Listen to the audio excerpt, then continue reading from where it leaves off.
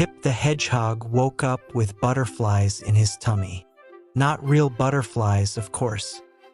Just that funny feeling you get when something really exciting is about to happen. Today was the day. Today was the grand opening of his very own art gallery. "Good morning, my little artist," said Emma, Pip's human friend, as she gently lifted him from his cozy bed. "Are you ready for your big day?" Pip wiggled his tiny pink nose and made a happy squeaking sound. He had been working so hard on his paintings, and now everyone would finally get to see them.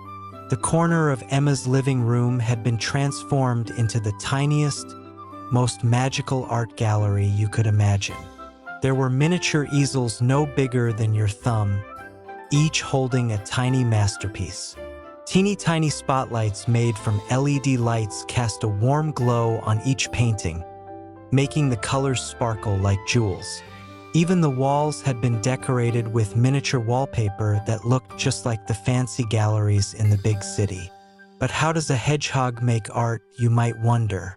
Well, Pip had discovered his talent quite by accident one day when he stepped in some spilled blueberry juice and left the most beautiful purple footprints across a piece of paper.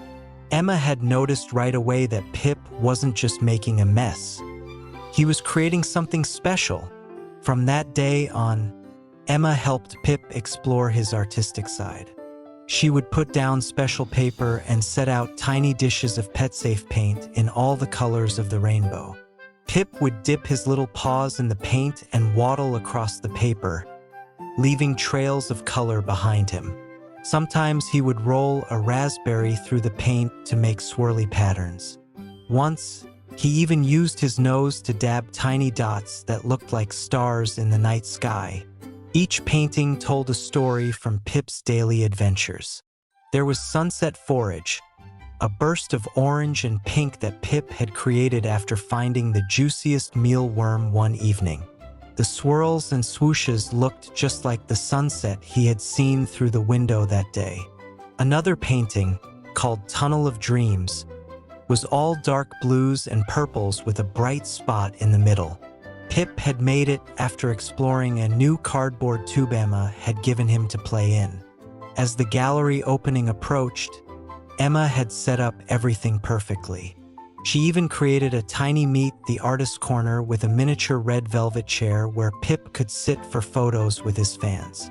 There was a guest book, really just a small notepad, where visitors could leave comments, and tiny glasses filled with grape juice for a pretend toast.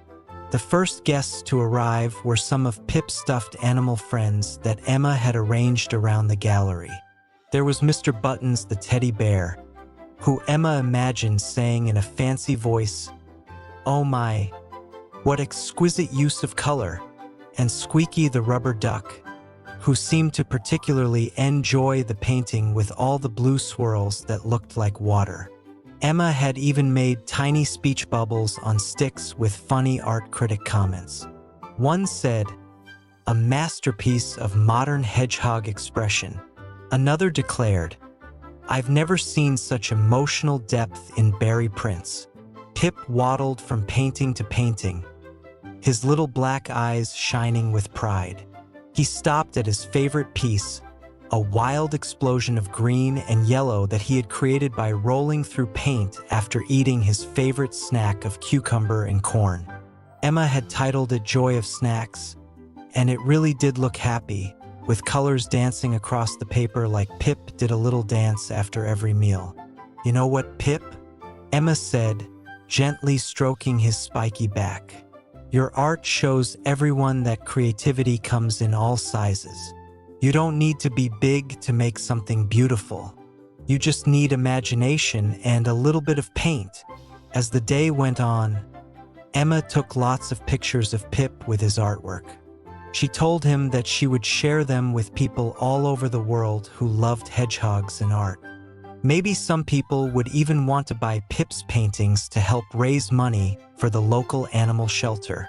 Pip made a contented purring sound. He was already thinking about his next art project.